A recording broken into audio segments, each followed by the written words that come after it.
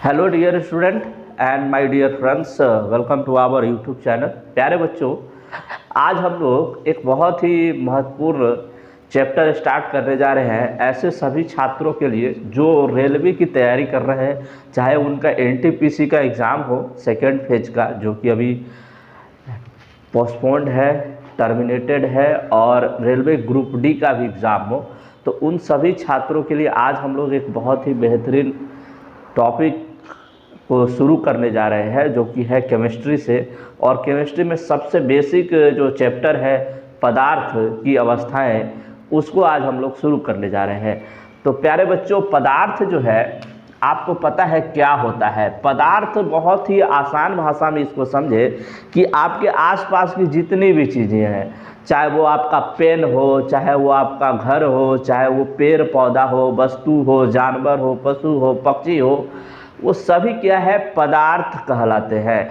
पदार्थ इसलिए कहलाते हैं क्योंकि इसकी परिभाषा ही क्या होती है कि जो स्थान घेरे, यानी जो स्पेस को ऑक्युपाई करेगा, स्थान को घेरेगा, तथा जिसमें क्या हो, भार हो, वेट हो, यानी कि वजन हो, जिसको आपको स्पर्श करने से यह महसूस हो कि यह कुछ स्थान घेर रहा है और इसमें कुछ वजन हो, भार हो, उसे हम पदार्थ कहते हैं। चाहे वो हवा ही क्यों न हो, चाहे वो पानी ही क्यों न हो, चाहे वो पेड़ या पौधा या मनुष्य या पशु पक्षी क्यों न हो। तो बच्चों, पदार्थ आपको समझ में आया होगा। अब देखिए, पदार्थ को जो है हम लोग दो आधार पे बांटते हैं। पदार्थ को क्या है, दो आधार पे बांटते हैं। एक तो होता है भौतिक आधार। कि भौतिक आधार क्या है इसका, देखिए भौतिक आधार का मतलब क्या है कि आपको जिसको छूने से ये पता चल जाए कि यह ठोस है, कि यह द्रव है, कि यह गैस है। जबकि भौतिक आधार हो गया, जबकि रासायनिक आधार पे क्या होता है कि इसमें रिएक्शंस होते हैं। रिएक्शन के आधार पे आपको पता चलेगा कि वह प्योर है कि इम्प्योर है, कि वो केवल एक ही प्रकार के चीज़ों से बना है कि अलग अलग प्रकार के चीज़ों से बना है। तो रासायनिक में क्या होगा, रिएक्शन होगा, अभिक्रिया होगा, और अभिक्रिया के बाद आपको पता चलेगा कि यह किस प्रकार का पदार्थ है।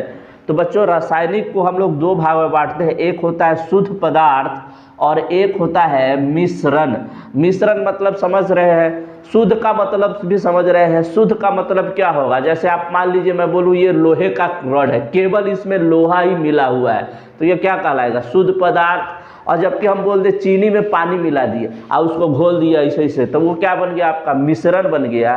तो प्यारे बच्चों, आपको समझ में आया होगा शुद्ध पदार्थ क्या होता है। जिसमें कोई दूसरा चीज़ उसमें न मिला हो उसको शुद्ध पदार्थ बोलेंगे।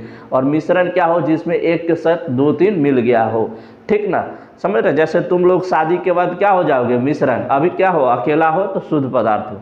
अब वो अलग बात है कि बेचारा कोई 3-4 लोग का गर्लफ्रेंड वर्लफ्रेंड होगा तो अलग चीज़ है ना।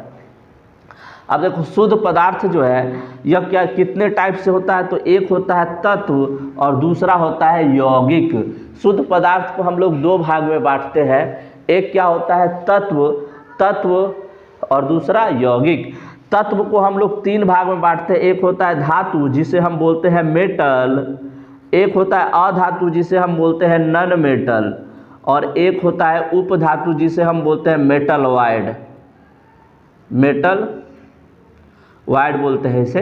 तो बच्चों, शुद्ध पदार्थ में तत्व को हम लोग तीन भाग में बांटे हैं, है ना। तत्व को तीन भाग में, कौन सा, मेटल, नॉन मेटल और मेटल वाइड, यानी धातु, अधातु, उपधातु। जैसे धातु का एग्जाम्पल ले ले तो लोहा, टीना, है ना, कॉपर, ये सभी क्या है, ये सब धातु है। जबकि अगर हम अधातु की बात करें तो जितना भी गैस है प्रकृति में, जितना भी गैस है, चाहे वो ऑक्सीजन हो, गैस हो, क्लोरीन गैस हो, फ्लोरीन गैस हो, नाइट्रोजन गैस हो, हाइड्रोजन गैस हो, हीलियम गैस हो, तो ये सब बेटा अधातु में आता है। और जबकि उपधातु कुछ विशेष धातु को हम लोग बोलते हैं, जैसे कि आपको स्कैंडियम हो गया, टाइटेनियम हो गया, है ना।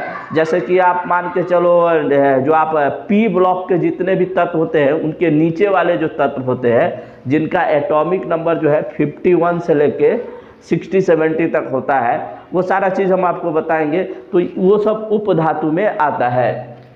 अब देखिए यौगिक, शुद्ध पदार्थ का दूसरा जो भाग है वो क्या है, यौगिक है। अब देखिए यौगिक जो है बेटा ये दो प्रकार से होता है। एक ऐसा यौगिक होगा जो कार्बनिक यौगिक होगा। कार्बनिक यौगिक का मतलब क्या, यह केवल कार्बन से मिलके बना होगा, केवल किससे, कार्बन और हाइड्रोजन से मिलके बना होगा, उसको कार्बनिक बोलेंगे। और अकार्बनिक में क्या होगा कि यह अन्य सभी तत्वों से, जैसे मान लीजिए हम बोल दिए सोडियम क्लोराइड, तो इसमें कार्बन उपस्थित नहीं है तो इसको हम लोग बोल देंगे अकार्बनिक। जबकि कार्बनिक में क्या होगा, केवल कार्बन और हाइड्रोजन के साथ यह मिलकर बना होगा, जबकि अकार्बनिक में यह, इसमें कार्बन नहीं होगा। समझ में आ रहा होगा आपको बात। तो यह पूरा पदार्थ का वर्गीकरण है। पदार्थ को आप लोग समझ गए होंगे कि पदार्थ कितने प्रकार का होता है, पदार्थ किस तरीके से प्रकृति में निर्भर करता है, प्रकृति में क्या क्या इसकी विशेषताएं हैं। तो ये सारा चीज़ बेसिक था, आपको समझ में आया होगा। अगले वीडियो में हम लोग फिर मिलेंगे। धन्यवाद।